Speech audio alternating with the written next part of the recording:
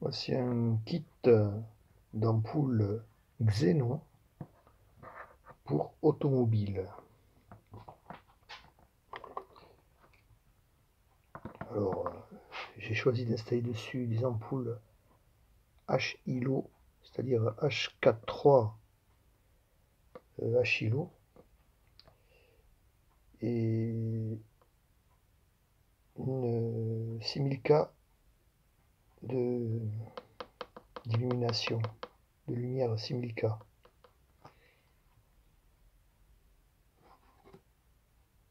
Donc, d'après leur schéma à notice, on a l'ampoule H4 HILO, son bulbe, la batterie 12 volts, un fusible. Ça, c'est le contrôleur, c'est vendu avec le ballast, qui est ici, le ballast. Voilà, et puis après, il y a les connexions à faire. Ici, c'est la connexion avec normale de l'ampoule. Ici, c'est les connexions de l'ampoule avec le ballast. Ici, on voit, pour le H4, que c'est prévu aussi un relais qui est ici. Que normalement, il faut acheter un câble spécial qui contient un relais. Mais on peut utiliser, on va voir, un relais automobile classique. Donc en 6000K, on a une lumière bien blanche. On est vraiment bien blanc. Après, pour avoir encore plus blanc, on peut arriver dans les 8000K. Peut-être. Ouais. Et après, on a tendance à aller vers le bleu, si on augmente dans les K. Donc moi, j'ai choisi le 6000K.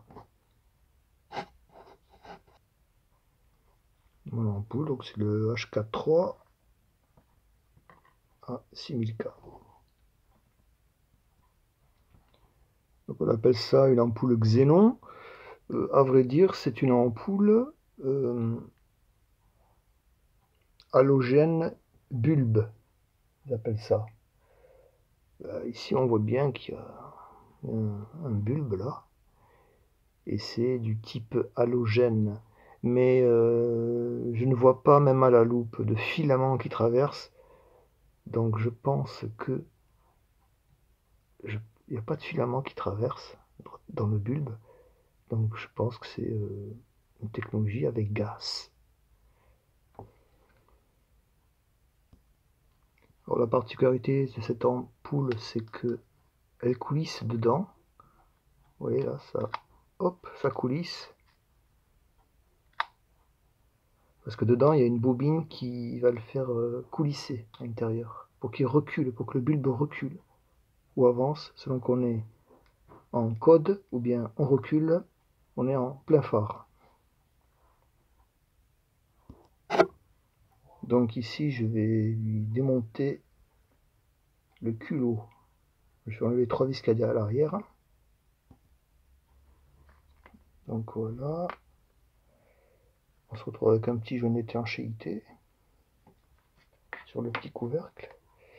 Et ici donc, si je retire ça vers l'arrière, hop, on a la bobine, une bobine qui est alimentée par 2 petits fils fins rouge et noir,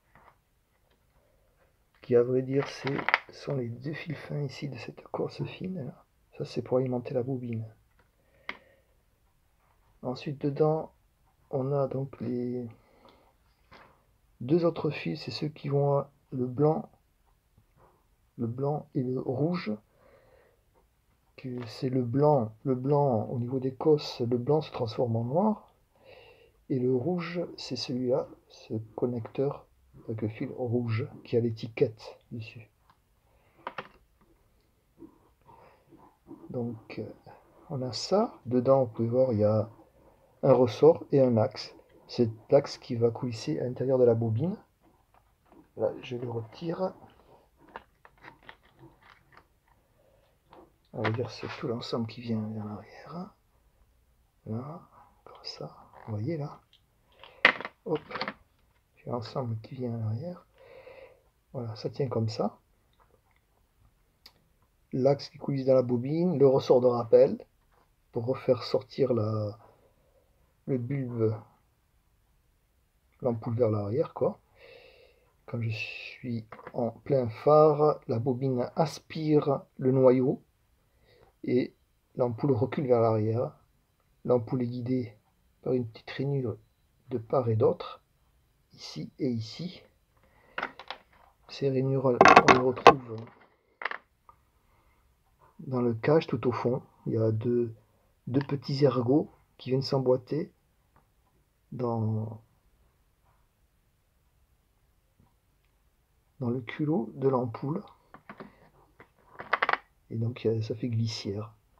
Ça le guide en translation. Ici, vous pouvez voir que le fil blanc, dans son prolongement, il vient ici et rentre au bout. Dedans, le fil rentre dans le bulbe.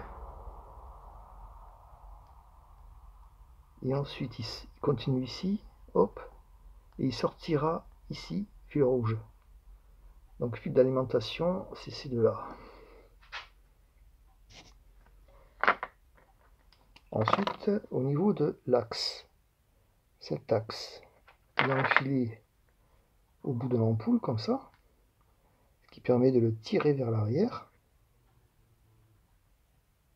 grâce à la forme de T. Et on s'aperçoit qu'il y a une légère possibilité de l'ampoule il y a un jeu qui permet d'avoir du jeu pour ne pas rester coincé quand il s'enfile dans la bobine, quand la bobine est alimentée. Là, vous voyez l'orifice de la bobine dans lequel vient s'enfiler l'axe. Voilà, ça travaille comme ça.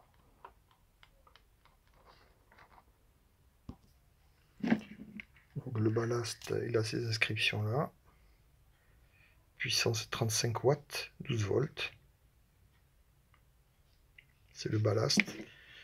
Là, je les ai mis côte à côte, mais c'est un ballast pour chaque ampoule. Le ballast est relié à un contrôleur. C'est un tout petit là. C'est le contrôleur. Et c'est ce contrôleur qui va être branché directement dans l'ampoule. Ici, là. Il va se brancher directement à l'ampoule. Et ensuite, donc ça c'est deux fils, je l'ai dit tout à l'heure, c'est l'alimentation de la bobine. Ici on a les connexions de l'ampoule HK d'origine de la voiture. Ici on a le moins. Et ensuite en bas on aura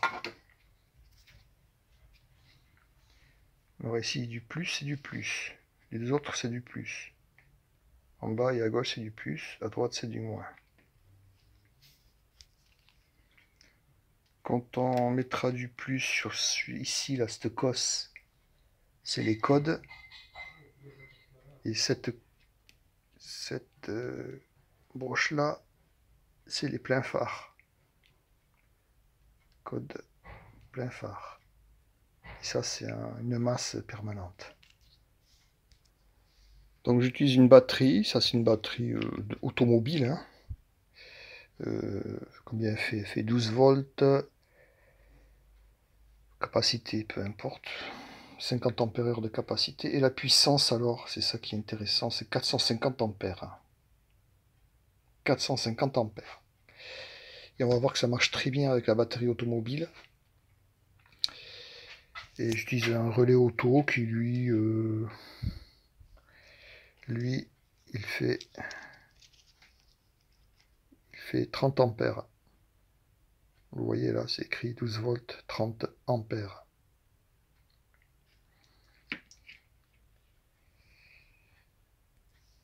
Donc on verra après que la batterie moto, c'est pas du tout adapté à ça. Ça fonctionnera pas l'ampoule avec ça, très mal. Et même pas du tout. Vous voyez, ça, cette batterie là qui fait 12 volts 14 ampères-heure, mais celle-ci fait 180 ou 200 ampères de démarrage à froid. De puissance de démarrage à froid, c'est dans la voiture, c'est ce qu'ils disent, puissance 450 ampères. Et dans la description de batterie moto, je crois que ça s'appelle ça CCA. Bon, ça veut dire ce démarrage à froid. Démarrage à froid. C'est la moitié de la puissance de la batterie auto, et avec ça, ça dysfonctionne complètement. C'est vraiment... c'est pas adapté pour les motos. Et le relais de la moto fait 30 ampères. Enfin, j'ai pas trouvé, mais d'après certains vendeurs, c'est 30 ampères.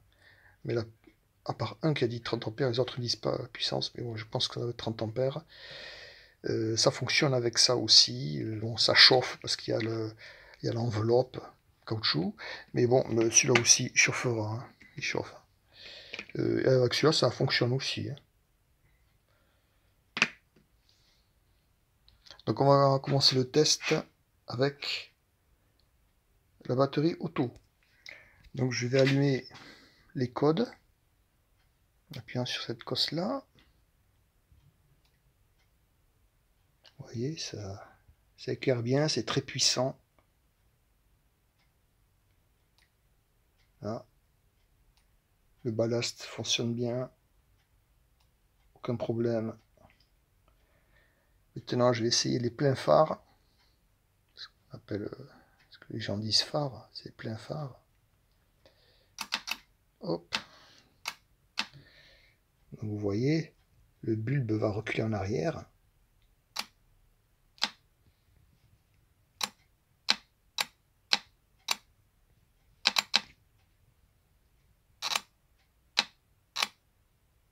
Donc ça fonctionne très bien.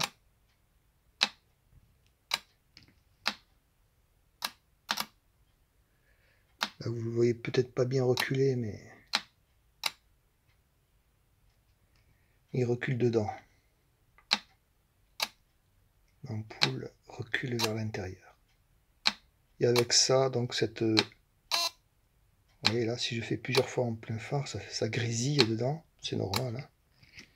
Mais la puissance est telle que ça fonctionne bien. Il fait pas défaut, il s'allume à coup sûr. Là, je fais plein d'appels de phare. Là. Normalement, dans la route, on fait pas ça. Hein. Hop. Oui. Si on le fait trop, il peut déconner, il se bloque. Mais avec la puissance, avec la batterie auto, et il se bloque pas. Hein. Ça se bloque si vraiment on s'acharne dessus comme un malade. Voilà, et là c'est les codes, c'est-à-dire les phares. Ah, vous voyez là.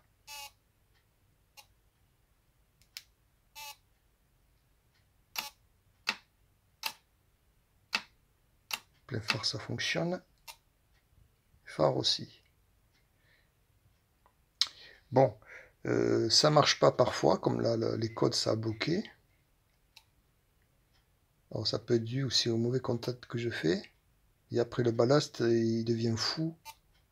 Il répond plus, là. Comme là, je branche, je débranche, quoi. C'est des trucs à pas faire avec l'halogène. Hein. C'est pour vous montrer quand même que ça marche avec l'auto. Hein. Même si ça bloque un petit peu parfois. Mais bon, c'est une marque chinoise, conception chinoise, la moins chère qu'il y a sur le marché, donc c'est pas forcément super fiable. Mais ça l'est quand même. Pour le prix, une vingtaine d'euros. Faut pas espérer plus. Donc maintenant, avec la batterie moto, j'utilise le relais auto. Je vais peut-être utiliser celui-là après pour vous montrer, si j'ai le temps. Essayons avec celui-là. Donc les codes.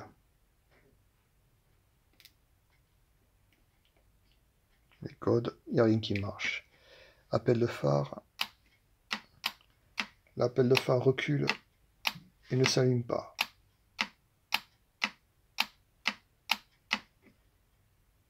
Je réessaye avec les codes. Ça s'allume même pas avec les codes. Maintenant, je vais faire l'essai avec une batterie moto neuve. La même mais en neuf.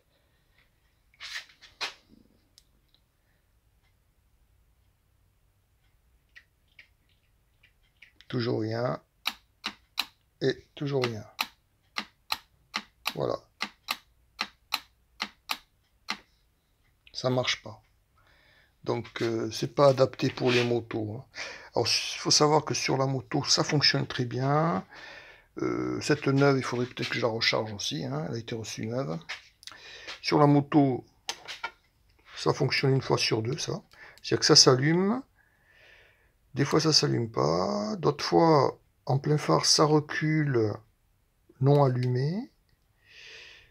Et d'autres fois, ça marche très bien, ça recule. Mais après, ouais, c'est complètement défaillant.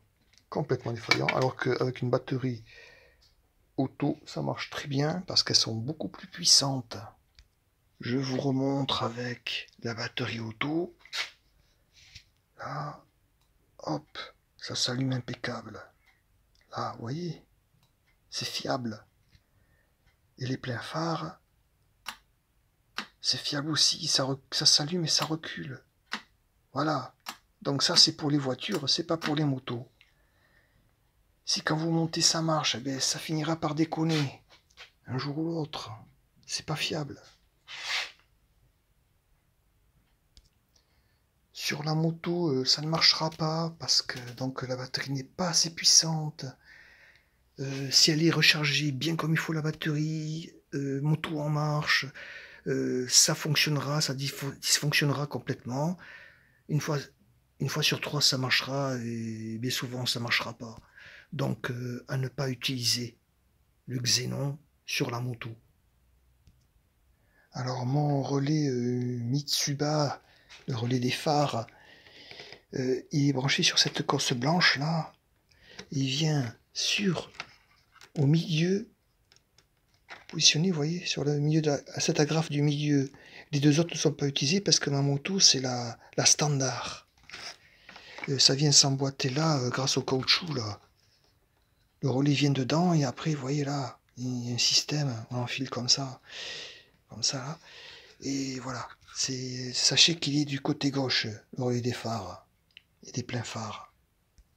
Alors bien sûr, au début, comme ça fonctionnait pas, moi je pensais que c'était un problème de relais. Après, c'est été mis hors cause. Hein. Je pensais aussi que c'était un problème du bouton, un faux contact, ou le bouton pas adapté pour ça, pas assez puissant, les contacts pas assez bien faits, quoi. Mais non, c'est pas du tout ça.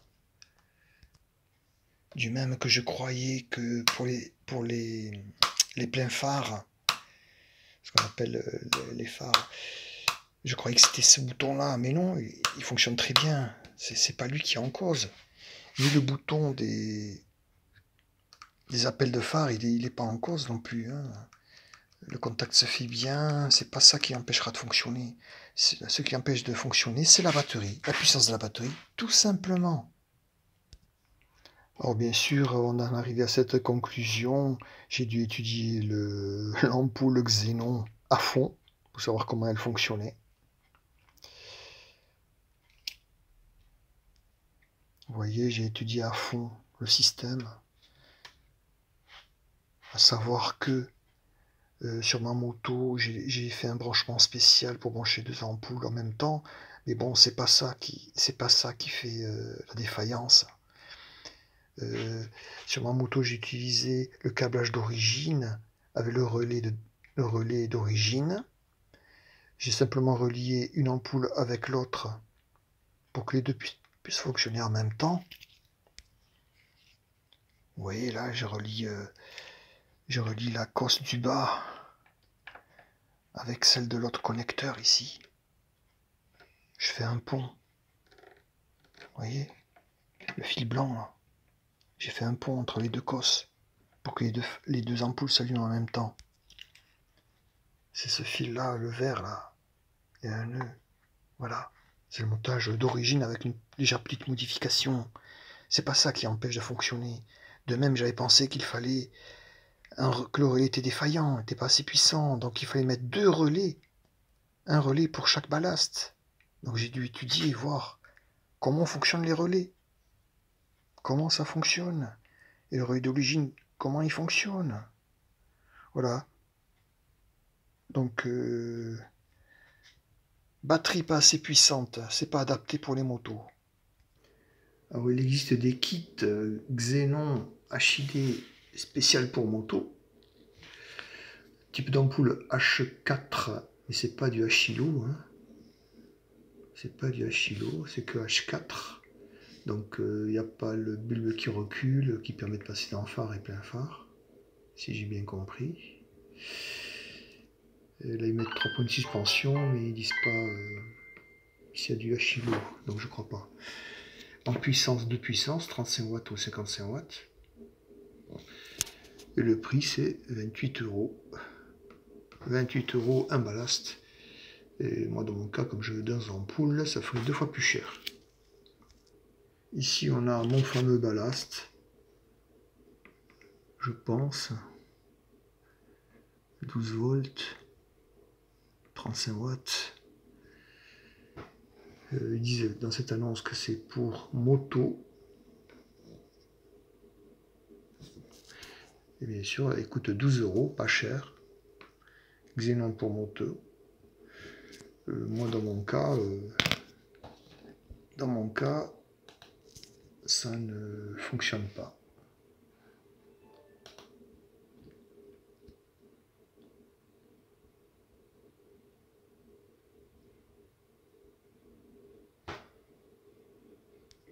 C'est aussi une autre annonce pour moto, 35 watts, ballast, 6500K. Ce qu'il y a, c'est une ampoule, je crois que c'est du H1. Voilà, ça ne correspond pas à ma moto. Et c'est cher, hein, 134 € un seul ballast. Vous voyez ici le kit Xenon Lamp avec les mêmes bases que les miens. Et ici, c'est spécifique HILO kit HILO au prix de 35 €. Et vous voyez là, ça utilise des lampes rétractables. Hein, c'est-à-dire que le bulbe rentre et sort en fonction qu'on est en code ou en phare. Alors ce kit semble être fourni un câblage spécial avec un relais. On voit bien, ici il y a le relais. Mais ce kit, après avoir essayé un similaire, n'est pas adapté aux motos.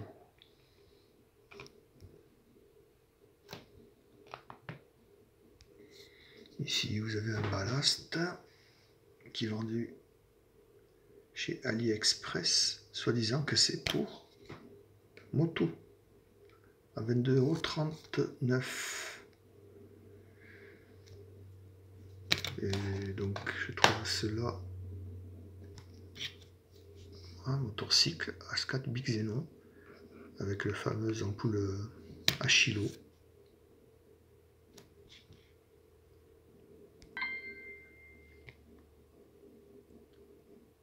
Voilà, c'est un seul ballast, donc si en faut 2 pour 2 ampoules, c'est 2 fois plus cher. Le tout risque de coûter cher, 44 €.